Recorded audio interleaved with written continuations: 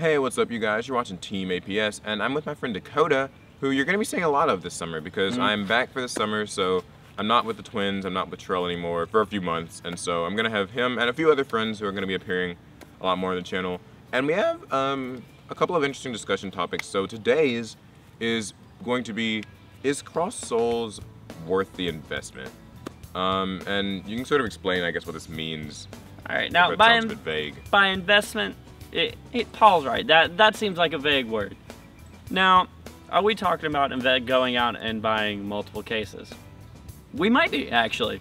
Yeah, it's kind of like, you know, is this one of those sets? Is it one of those sets where you need to buy a lot of boxes, a lot of cases?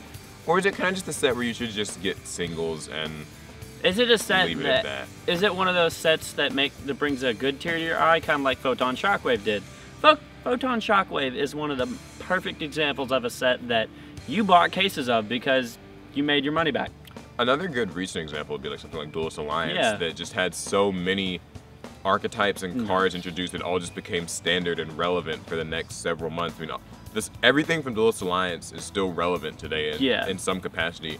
And so that's kind of what we mean when we say, you know, is this a good investment set?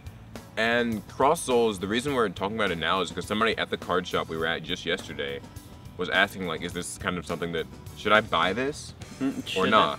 And like, we didn't really know the answer at that point. I don't really know with Cross Souls yet, but that's kind of what we're going to talk about.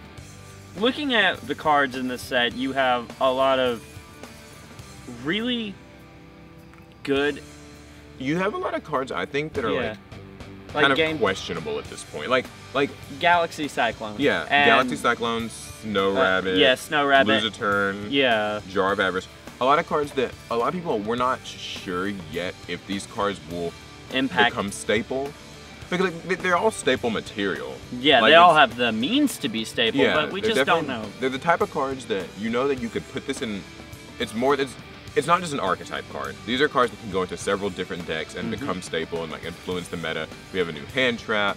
You know, we've got our nerfed Pot of Avarice. Our nerfed vanities, basically. Yeah, and then our new sort of flexible MST. Yeah. So it's pretty clear that these cards are staple material. I guess the question is, you know, are they worth like, let's say, pressing your luck? Let's say that. Yeah, that's a good way to put it. If you want to go to Walmart and you're like, oh, you know, I have 10 bucks, let me go ahead and buy some packs. Is it going to be worth it? Would you say yes or no? Well, I'm leaning, honestly, toward no at this point. Yeah, right now I'm leaning toward, I'm more towards the no until I think see Konami's, more. Well, go ahead, sorry. Yeah, until I see more pull ratios. Pull ratios, yeah. Pull ratios are kind of important, but other than that, I mean, I feel like Konami's greed was really strong with this one because this set released a lot of cool staples, but they made them such high rarities. Like Jar of Avarice. Jar of Avarice should have been. It's a secret, right? Yeah, it should have been. I know Galaxy Cyclone's a secret and Snow Rabbit's a secret, and it's like if they want these cards to be staple, that's cool, but like don't make put them them all a secret. That's kind of like, yo. I mean, we got stuff. All right, but it's so hard to get. Like, what you want us to do with it? Like, to the point where buying a few packs of this at, like, you know, Walmart or your card shop or anything doesn't feel like it's worth it, because even if you bought a box, even if you got a secret, you're not guaranteed. You could pull Necros of Sophia and you will cry. And yeah, not to mention, like, if you bought a box and like maybe say you pull Galaxy Cyclone, that means that if you pull that Galaxy Cyclone, you won't get a Snow Rabbit, you won't get a Jar of Avarice, and you probably won't get a Lose a Turn. Because there's too many. It's an Ultra, so. It's an Ultra, so you probably won't get it. Yeah. But like, you can only pretty much get one secret in a box unless, you know, you have the like 1 in a billion luck or whatever. Well, at least the good news this set, at least the Ghostra is actually really, really good. Oh yeah, that's a good one we didn't mention, Clearwing. Yeah, Clearwing's actually really good. He has a lot of applications in Yangs. So it's just, my thing with this set is like, I think this is one of those things where, I guess it's worth investing in a case, I suppose, but it's not really worth buying just loose packs of. So or even just a box. So we'll basically go down the line. Packs, no. Because loose packs, yeah. Simply because they're like Duelist Alliance. You can buy single packs of Duelist Alliance and pull something you need. Because or somebody else needs, because it's all cards relevant to everything going on right now. But this set most of the commons and most of the rares, They're garbage. There aren't great commons and rares in this set, and like the ones that are decent are very deck specific. The only good ones would be Babar and the UAs. And if you pull like a UA and you don't care about UAs, then it's not worth it. Yeah. There have been sets in the past that have commons that are just so generic and so useful. Like what? Cosmo Blazer released Tinky? No, Cosmo. Was that it? Yeah. Yeah, Cosmo Blazer released like Tinky. Tinky is a common. That was a good common to pull. You could buy a few packs of that set. This is at Walmart or something, some blisters, maybe 3 or 4 packs, and you'd probably pull a Tinky, and that was a good common that anyone could use it. Even if you weren't building Fire Fist, enough people were like into that card that it was worth something. Like they would honestly trade for a common card, and the only thing that's been happening with recently are Mind Crushes, Vanities, and those are like older commons. Yeah, and those are older commons. So anyway, a lot of the commons in these recent sets just aren't really worth. So packs. No, don't bother. Boxes. Honestly, this is kind of one of those toss-up situations. This is going to be pure preference. I would never buy a box of a set in the first place because one. Honestly, I don't want to feel the disappointment. It feels too much of a gamble. Yeah. It feels like you could very well just not pull a Galaxy, not pull a Snow Rabbit, not pull a Jar, not pull a Lose a Turn. And then instead end up with like what? Necroza Sophia. And what's like one of the really bad secrets? What are the Necroza Sophia? Wait, she's a secret. She's a secret. You'll pull like her as your secret and then like some random Ultra that's just not really like a Zephyr you don't plan to use. Yeah, like one of those. Which one? The Stellar Knight Zephyr.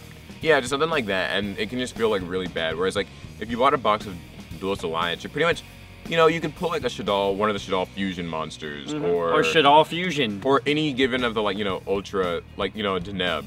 Yeah, a Deneb. Or you could pull or the best part about Duelist Alliance, honestly, was that if you bought a box of it, you'd pull a lot of Burning Abyss cards. Yeah. So even if you weren't building Burning Abyss, you had half the deck. The rares alone were worth, a couple bucks a piece. You could make a lot of small profit off of that. Yeah. I feel like that's not really with this set.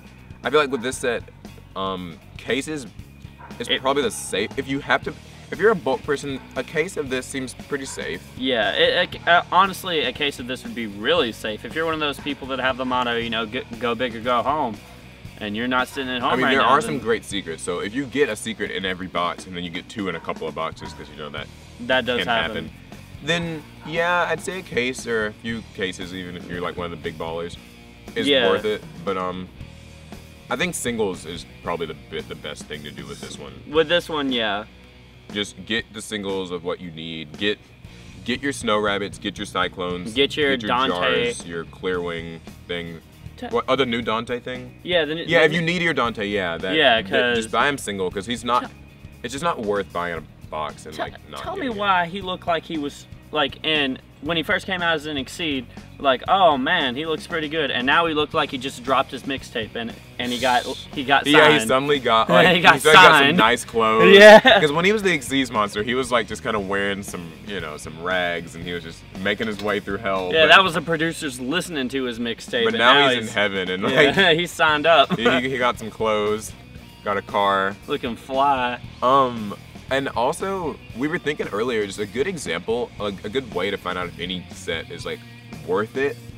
A good kind of analogy is go to your local Walmart or your card shop or your Target, wherever you buy your loose packs. And see how many different sets there are. See how many sets there are. Just buy 3 of a given set. Just 3 packs. Buy 3 packs of Duelist Alliance, and then buy 3 packs of Secrets of Eternity. And 3 packs of New Challengers. Yeah, and just kind of sit there and compare. Yeah. I feel like 9 times out of 10, Duelist Alliance usually gets the most credible cards, and Secrets of Eternity will get the most fails. Yeah, it was straight up the only holos worth pulling are Monolith and Stealth. And you'll find that most of the commons and rares in Secrets of Eternity are pretty meh, whereas the commons and rares in Duelist Alliance are still pretty useful. So I feel like that's just a great way to just figure it out, see if a set's really worth it. But I think, so for final verdict on Cross Souls, For single packs, no. Yeah. For boxes, no. Nah. This is one of those go big or go home sets. Otherwise, just get your singles. Just get your singles. And if we would have been talking about Secrets of Eternity, we would have just said no. I wouldn't buy anything. I wouldn't even buy singles. I'd trade for them. Yeah. And make sure you traded half value. Yeah, trade cheap. I mean, Secrets just didn't have anything. That set made me cringe. Yeah. it wasn't the prettiest. Yeah. But that's pretty much the video. So that's our final word on it. What do you guys think though? Like, what have been? Because I mean, I know Cross Souls just recently released, so obviously we don't know the long-term like pull ratios and stuff, and whether these cards will be staples or some of the stuff might just flop. So who knows? Our opinions could change later on down the line, but right now, as is given, we're just gonna have to say no unless you're buying a whole case. So that's the video. Hope you guys liked it. Tell us what you thought of this discussion, because we're gonna be doing section, that thing down below. It's helpful. We're gonna be doing more of this kind of stuff, so we'd like to hear what you guys think, and remember to give it a thumbs up if you liked it. Share it with your friends, subscribe for more Yu-Gi-Oh videos, and we will catch you guys later. Bah!